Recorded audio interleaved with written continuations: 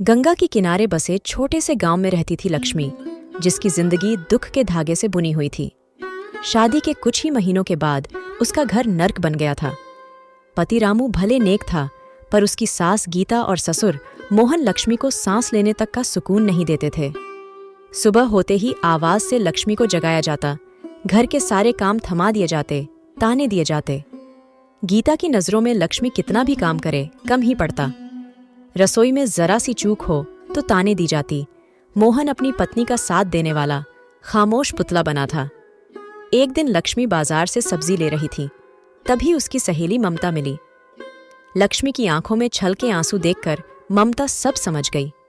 सारी बातें लक्ष्मी ने अपने ममता से कहा, मन हल्का किया। ममता ने कहा, लक्ष्मी रोने से नहीं, कुछ करने से काम बनेगा। दिखाओ उन्हें अपना हौसला। उस दिन से लक्ष्मी बदल गई। उसने गीता की तीखी बातों का मुस्कुराहट से जवाब देना शुरू किया। काम पूरा करती, पर खुद की इच्छाएं भी पूरी की। रामू के साथ हंसी मजाक करने लगी। धीरे धीरे घर का माहौल बदलने लगा। गीता को खटका, ये बहू इतनी खुश कैसे? एक दिन गीता ने पूछा, कुछ हुआ है बहू, इतनी हवा में चल रही हो?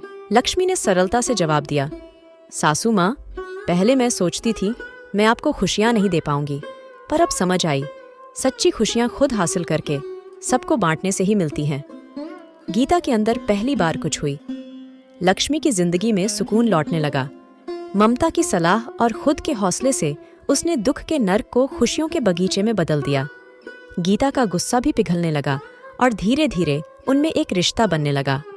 अब घर में हंसी गूंजती, लक्ष्मी की कविताएं गूंजती, जिन्हें सुन मोहन भी अपने पुराने मुरझाए चेहरे पर मुस्कान बिठा लेता। लक्ष्मी की कहानी गांव की हर बहू तक पहुंचने लगी।